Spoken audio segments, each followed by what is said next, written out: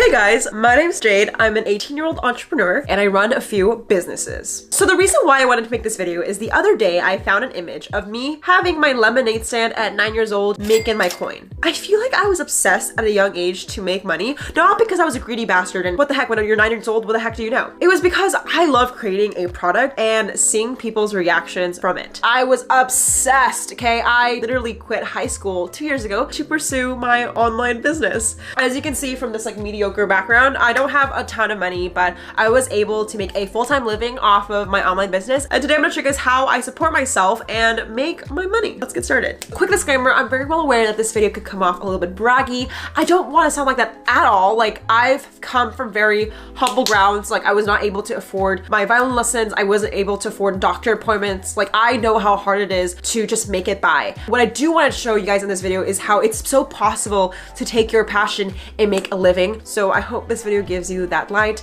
and shows you that things are possible. So with that being said, let's talk about moneymaker number 1. Other than the lemonade stand, which I don't really count as a business just yet, my first way of making money was selling through Etsy. I use Etsy in a combination with eBay, but what I would do is sell vintage dolls for 20% more than I bought it. Actually, I think I have it right now. Let me see if I can find it.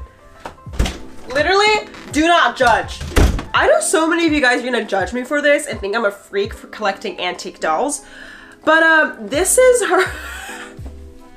So it was like 2010, okay? And these dolls were hot. If you guys remember pull-up dolls, please comment below because you will be my best friend. But these pull-up dolls are retail like $100 each, but I would sell them for $200 or $300 more because they are always sold out. So that is how I made my money when I was 10 years old. I was able to make, I believe, like $300 a month by selling a doll. It was pretty good for an elementary school student, and I was really happy with this business because it came from a passion of loving dolls, and if I could share another doll with someone else, I was just super ecstatic to do so. So the pros of selling dolls or products online is that it's super fun. I found that like I was able to educate customers because I love the product so much. Like, I could tell you what's the weight of this leg, what's the material of the hair. Like, I loved dolls so much that I was obsessed with talking about it. And that actually made me such a good marketer because organically I was able to create a YouTube channel surrounded by dolls so I could sell and market these products. Keep in mind, this is 2010 YouTube, okay? So I wasn't so cool with the editing yet,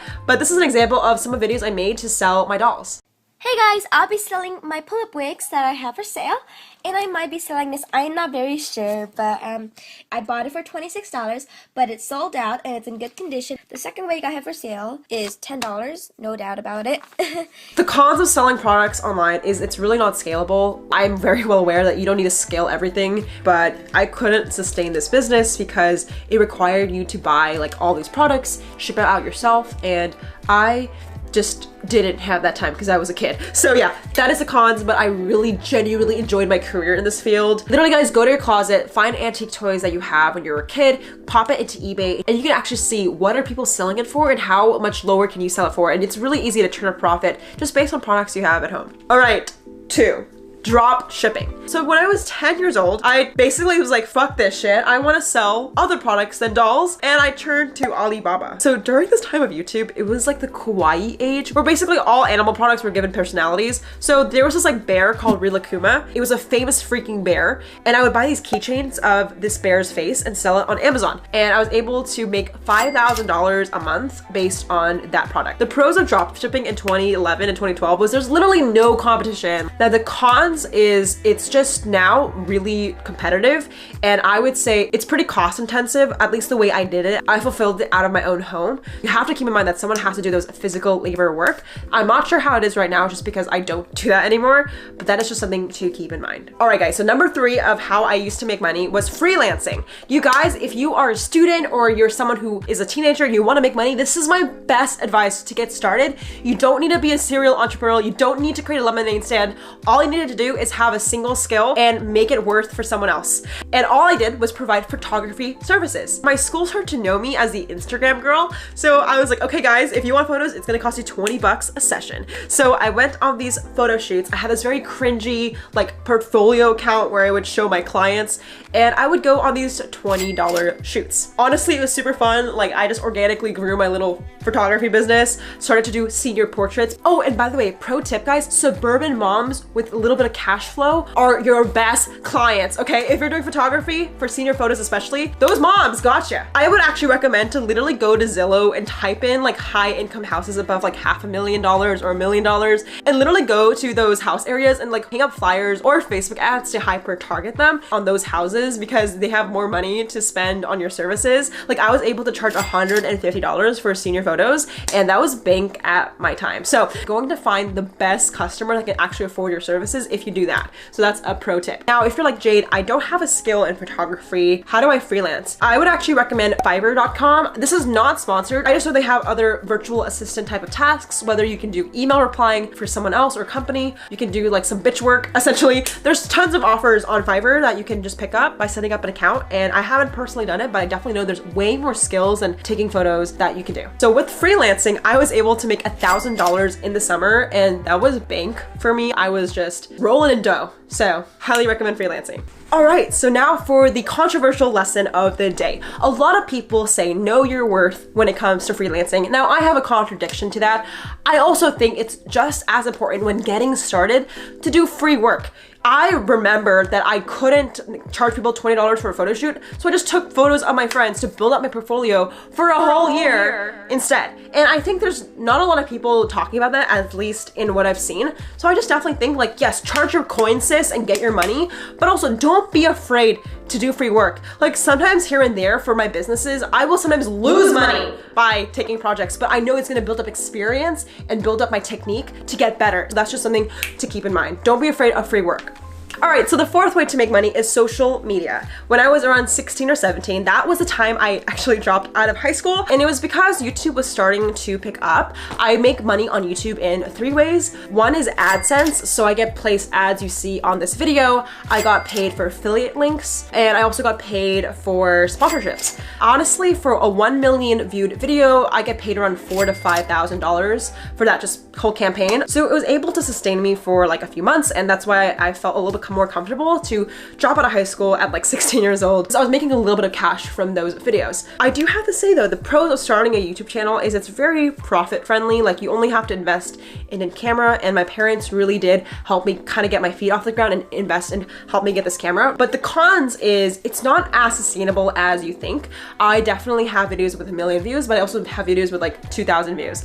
And that variance in views can also correlate to income. So I realized that like, obviously, yeah, I made a few $1,000 through YouTube videos, but I have to diversify and create a sustainable brand. So it will lead me to my other revenue streams in just a second, but that's just something to keep in mind of when starting a YouTube channel, you have to diversify as soon as possible. So with diversification, number 5, consulting. So as my channel surpassed like 100,000 subscribers, I started to get approached by brands to consult for their Instagram and YouTube strategy to grow their brand. And I got paid like $75 an hour, which is pretty cool. Like I was able to afford an apartment in LA, travel the world. It was pretty good. Like I made a decent living, but I definitely think it's a tricky situation when you trade time for money because you could be someone's bitch easily. So I really tried to at least, you know, charge more throughout the years. So now I do around $500 an hour, give or take. I don't do too many hourly consulting sessions anymore because I prefer to do project-based stuff. I just find that trading money for time can easily become a job. Like I didn't start a business to get employed by someone. I started a business to create my vision.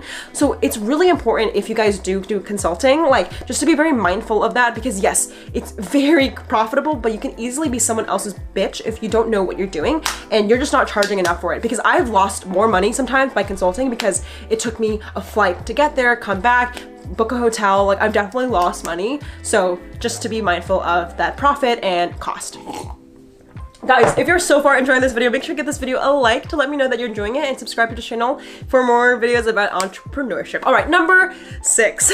Now I currently make money through software and my own products. So basically after consulting, like I said, I just became very, very tired of just trading money for time. And I realized like my dream has always to build a product. Like since the lemonade stand days, I was just obsessed with creating an experience and I just didn't do it anymore. I just felt like I was selling it. Yeah, sorry, I'm being dramatic. I was just super grateful for those opportunities, of course. Like I'm not saying I'm not grateful for those consulting sessions. What I am saying though is I knew that it was time to start something new. So a year ago with my co-founder, I started a text message software called PBJ app, and this has been an amazing journey. PBJ is a text message platform for brands to use to grow their business, and for every customer we get, it's around $1,500. And the pro of software is that it's very scalable. Like adding one user doesn't cost us too much money. However, the biggest cons of doing software is it's very capital intensive at the start. Like we probably put in over $100,000 into our platform so far, and we still have another $500,000 to go to finish our platform. Like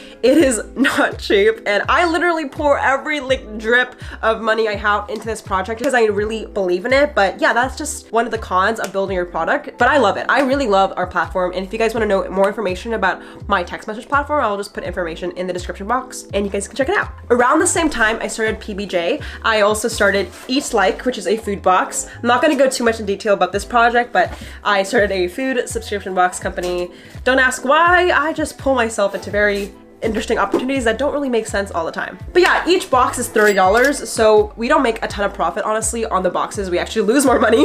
But yeah, that is another revenue stream that I'm currently working on and really trying hard to build and hopefully become profitable. I actually have a whole video about how apps don't make money. I will link it up here in the cards or in the description box if you guys want to know why most companies aren't profitable. All right, guys, so to break it down, you saw 6 ways of how I make money, and now I'm gonna show you guys where I make my money mostly. So 30% of my revenue, I would say, is from PBJ app. It's customers that pay us to use our text message platform. Then the other 30% is consulting. I consult for Shopify brands to grow their business for e-commerce. My father and I have kind of worked on that together. Another 30% I do make from YouTube, whether it's ads, sponsorships. I definitely think that YouTube has brought me so many opportunities with that. And lastly, I have this like little sliver percentage of just random gigs that I do. Like I do have Eat Like, I have a couple other side hustles. I like have an obsession with running businesses, as you can tell. Like if there's a lemonade stand opportunity, I'm jumping on it. So yeah, I definitely spread myself a little thin sometimes, but my main focus has always been PBJ, consulting, and YouTube. So those are the ways I currently make money.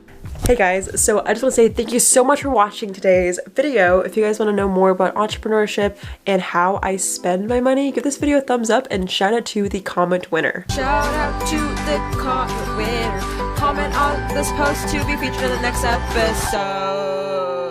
Comment if you have any questions about business, finance. I'm not an expert. I actually don't have savings. If you guys want to know a whole video about why I don't have savings, let me know and I can talk about how I spend my money. I would love to hear your thoughts. Thank you guys so much for watching, and I'll see you guys in the next one.